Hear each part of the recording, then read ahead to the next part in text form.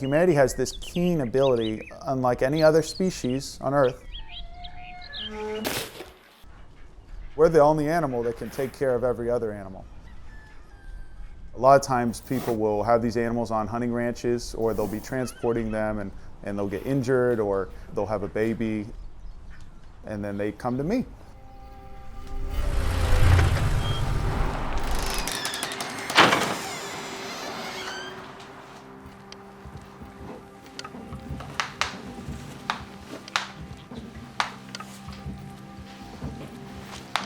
She is. Oh. Both things look like they're fine. Yeah. So we just need to give her meds, get her fluids, and we'll be good. Without us here, the majority of these animals would be euthanized.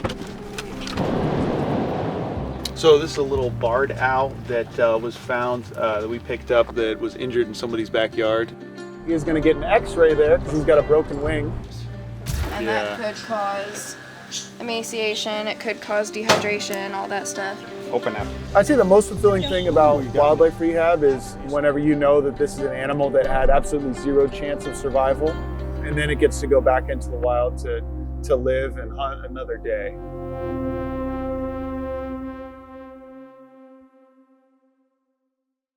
When I was a little kid, I used to just want to be like a different, funnier version of Steve Irwin. Have a look at this little boy. I don't know any people that say that he's their biggest inspiration that actually rehabilitate wildlife. One time I rescued a baby mallard that was orphaned. The poor thing was just emaciated, and I just felt horrible. My dad, his idea was let's just put it out of its misery, but I just put it on fluids and it just became my little buddy. The duck passed away, and I just was really sad about that. I realized later little mistakes I made that would have preserved its life.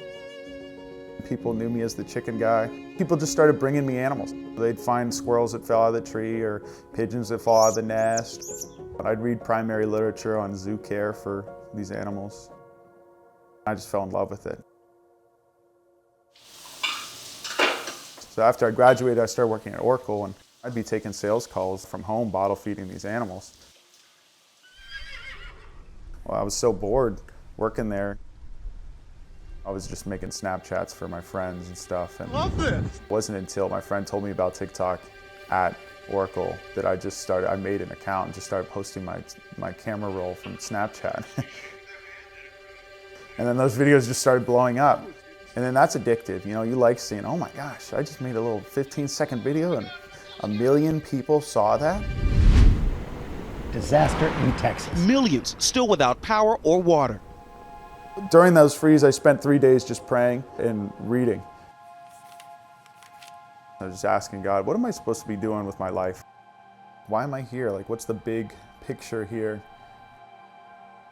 This is not a gratifying thing. It's a soul-crushing experience to be in a cubicle. At the end of those 3 days of no water, no electric, of just drinking my dog's backwash, I felt like I could hear God's voice very clearly. And I felt like God was saying, stop. I felt like he said, quit your job and trust in me for income. Buy the crappy property in Waco. The property was this really dilapidated house, and there were people squatting in it. So I figured if those people can live here, you know, I can. That night I quit, I went to bed, was in debt. I got this place in Waco, I'd sold my car and I'd bought a bus, and I was ready to just make the move and dedicate a year to this, even if I didn't make any money.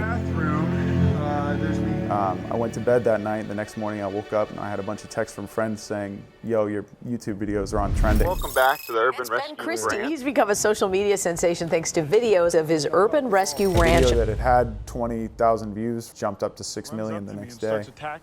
What happened was the next day I immediately started working. There are about 300 to 400 tires, beer bottles, tons of trash, and just straight up oil. Friend, oh, hello, little friend. And that's also why nobody wanted to buy that property. It's also why it was the perfect property for me. But I had a big comfy bed in Austin and a nice shower and everything. But here, I didn't have any of that, and I would shower at the gas station down the road, and I would probably just sleep in my bus for the most part if I didn't sleep in the house. That was my first full night sleeping here at the new farm. I realized, you know, it doesn't need to be perfect. It just needs to keep animals alive. That month, God did provide the rest of the money. I made my entire Oracle salary that first month that I quit. And then I just got to put everything I made from there on directly back into the animal rescue. And now the place is a lot better than what it was. So now the Urban Rescue Ranch is like an actual facility. We've been a nonprofit for a year now. We're rehabilitating wildlife. We're taking sanctuary care of animals. A lot of people argue, why not just let nature take its course, right? Because these animals are injured, they're going to die anyways. 90% of the animals that come in have either been hit by cars, attacked by a dog or a cat. It's something that we've done. Most people don't care enough. Animal control will immediately put orphans down. There's no wildlife rehabs anywhere between Dallas and Austin. It's sad whenever a lot of our wildlife gets needlessly killed. Initially, humanity had one job, and it was take care of the animals and tend to the garden. That's it. If you really care about the animals, you want to care about all of the animals in the future as well. You know, getting to make an impact, if only temporary, on this land that we've changed. Getting to make an impact, if only temporary, on the wildlife that's here. A lot of food for this little hawk here. Inspire other people to do the same thing.